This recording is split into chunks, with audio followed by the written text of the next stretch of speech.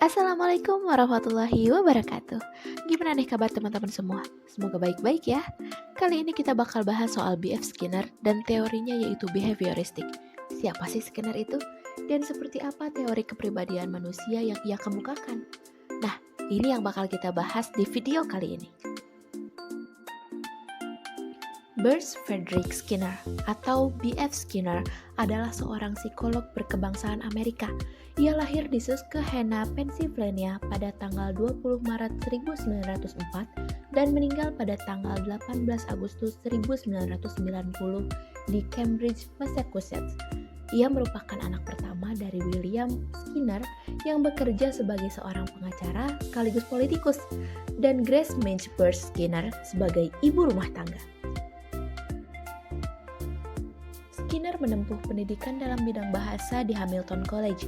Lalu beberapa tahun kemudian, Skinner menempuh studi dalam bidang psikologi di Universitas Harvard.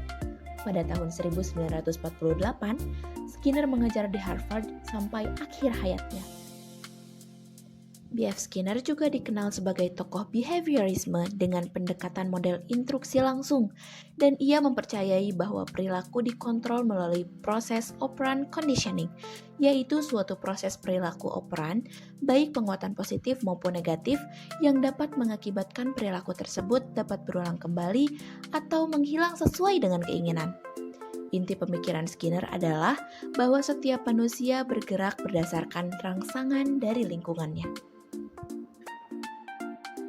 Dalam laboratoriumnya, Skinner membuat eksperimen dengan menggunakan tikus. Skinner memasukkan tikus yang sudah dibiarkan kelaparan dalam kotak yang disebut dengan Skinner box, yang sudah dilengkapi dengan berbagai macam peralatan. Di antaranya yaitu tombol, alat pemberi makanan, penampung makanan, lampu yang diatur nyalanya, dan lantai yang dapat dialiri listrik. Karena dorongan lapar tersebut, sang tikus berusaha keluar untuk mencari makanan.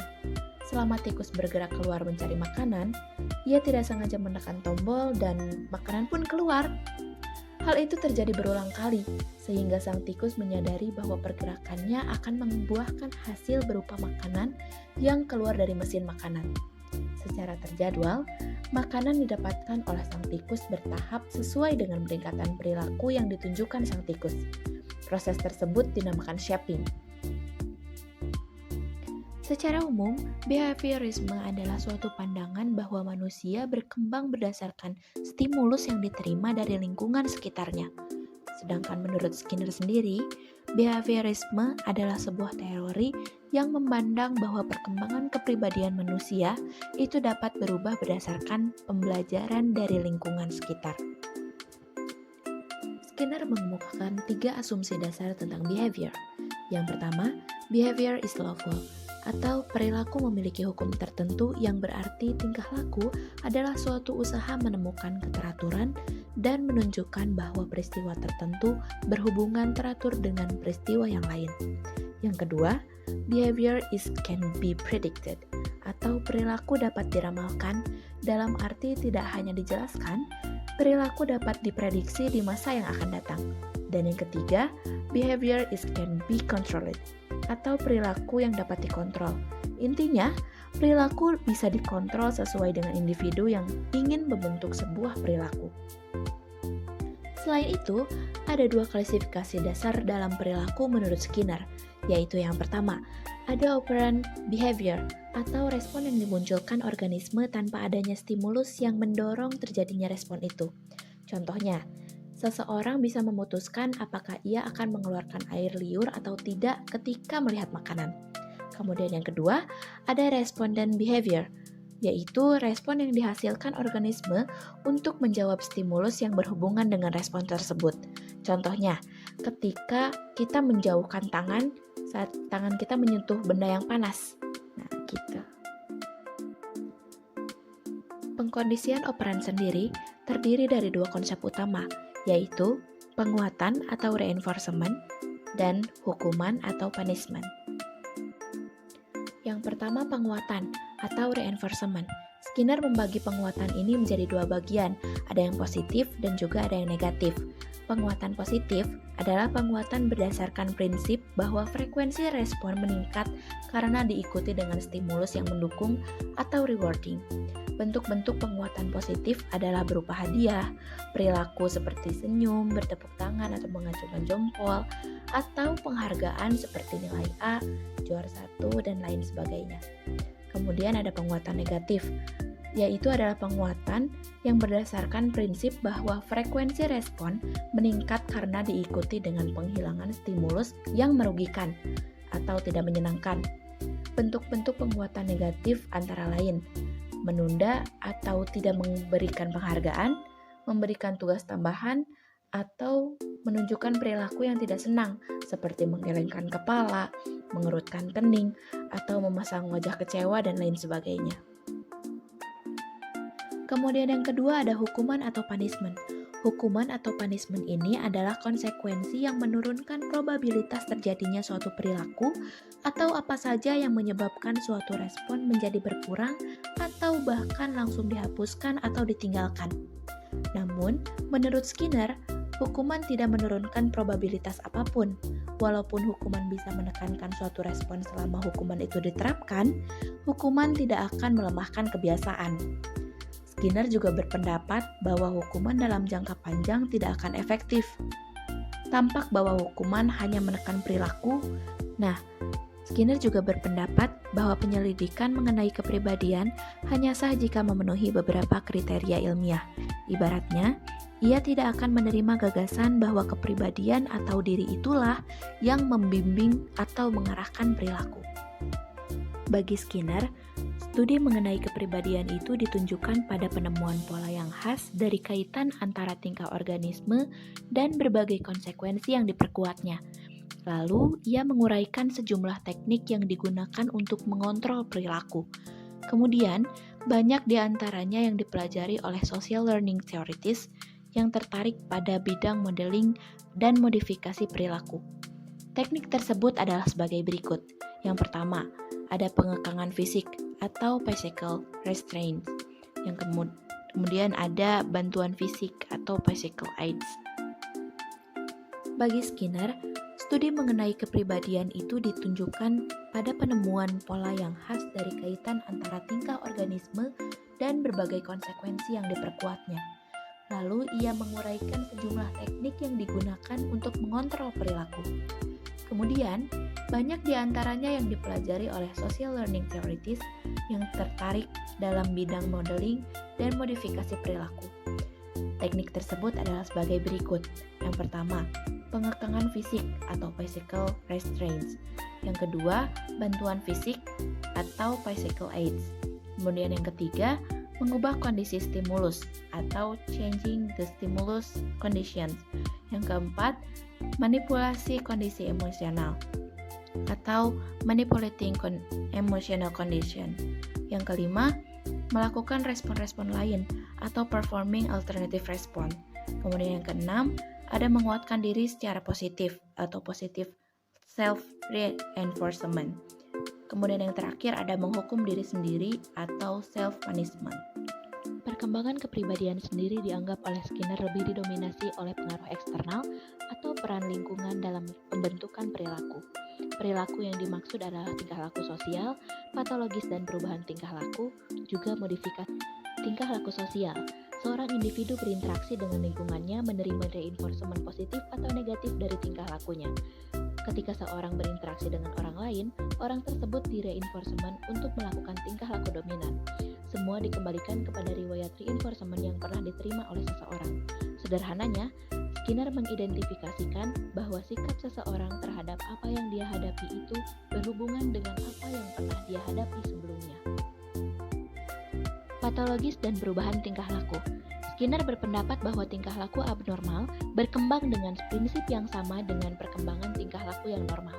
Oleh karena itu, tingkah laku yang abnormal dapat diganti dengan tingkah laku normal dengan cara sederhana, yaitu memanipulasi lingkungan. Kelainan tingkah laku adalah kegagalan belajar membuat seperangkat respon yang tepat. Kegagalan tersebut dapat berupa kekurangan tingkah laku atau behavior deficit, yaitu tidak memiliki repertoire respon yang dikehendaki karena miskin reinforcement. Selanjutnya, kesalahan penguatan atau schedule reinforcement error. Pilihan responnya yang tepat, tetapi reinforcement yang diterima secara tidak benar mekanisme cenderung memakai respon yang tidak dikehendaki. Kesalahan memahami stimulus atau failure in discriminating stimulus. Orang gagal dalam memilah tanda-tanda yang ada pada stimulus sehingga stimulus yang benar dihubungkan dengan hukuman, sedangkan yang salah dihubungkan dengan reinforcement. Akibatnya, akan terjadi pembentukan tingkah laku yang tidak dikehendaki. Terakhir, merespon secara salah atau inappropriate set of response. Ketidakmampuan mengenali penanda spesifik atau stimulus sehingga akibatnya orang mengembangkan respon yang salah karena justru respon tersebut yang mendapat reinforcement. Dapat disimpulkan bahwa tingkah laku abnormal harus dipahami melalui sejarah reinforcement yang diterima seseorang. Tingkah laku abnormal tersebut dapat diganti dengan cara sederhana, yakni dengan memanipulasi reinforcement lingkungan, mengikuti pengkondisian operan dan klasikal. Modifikasi perilaku. Dalam ranah terapi, behaviorisme berkembang luas dalam bentuk modifikasi perilaku. BMOD atau Behavior Modification ini adalah senjata atau strategi untuk mengubah tingkah laku yang bermasalah. Ada beberapa teknik yang dikemukakan oleh Skinner dan dikembangkan juga disempurnakan oleh ide pakar lain, yaitu yang pertama, pembanjiran atau flooding.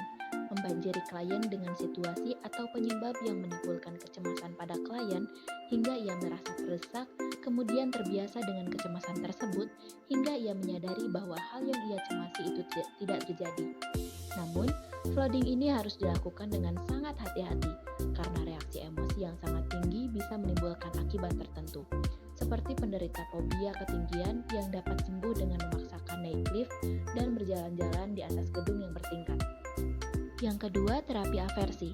Pada terapi aversi, pengaturan kondisi aversi diciptakan oleh terapis.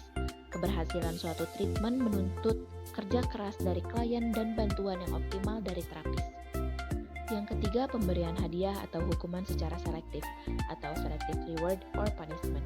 Strategi terapi ini untuk memperbaiki tingkah laku anak dengan melibatkan figur di sekeliling anak seperti orang tua dan guru. Terapis meneliti klien ini dilakukan dengan cara memberikan hadiah kepada anak di saat ia mencapai tingkah laku yang dikehendaki dan memberikan hukuman bila ia melakukan hal yang tidak dikehendaki. Hadiah dan hukuman ini dipilih dengan teliti, mana yang dirasa paling memberi dampak efektif. Yang keempat, latihan keterampilan sosial atau social skill training.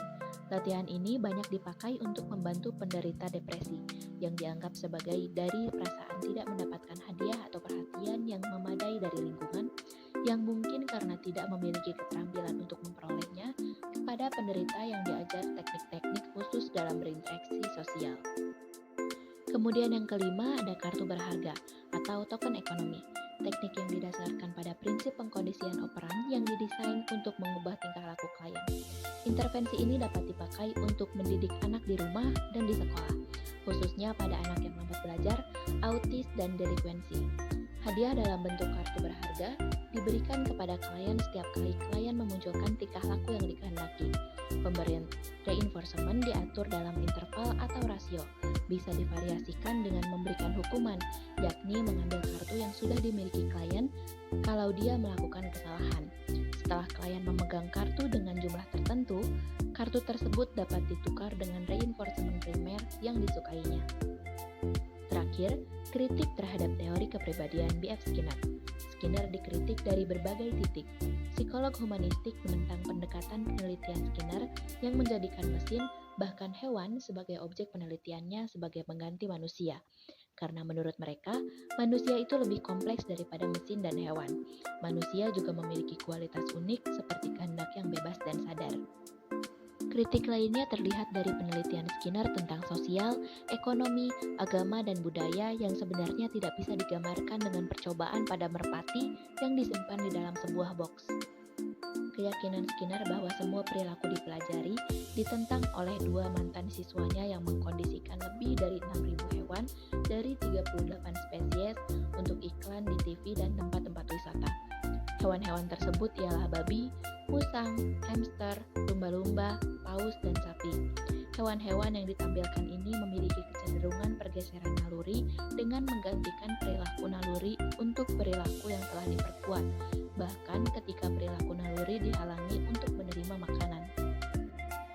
Meskipun behaviorisme Skinner terus diterapkan di dalam laboratorium, pengaturan klinis dan organisasi, dominasinya telah ditentang oleh psikologi kognitif yang dimulai pada tahun 1960-an. Meskipun dengan adanya terobosan psikologi kognitif, bagaimanapun posisi Skinner tetap berpengaruh di banyak daerah, dari ruang kelas hingga penelitian, dari kotak Skinner ke lembaga kejiwaan. Skinner percaya bahwa dengan pengkondisian operan, dia menawarkan teknik untuk meningkatkan sifat manusia dan masyarakat. Terakhir, ada kalimat Skinner tentang kebahagiaan, yaitu jika kebebasan adalah persyaratan untuk kebahagiaan manusia, maka semua yang diperlukan adalah memberikan ilusi kebebasan. Kenalin nih.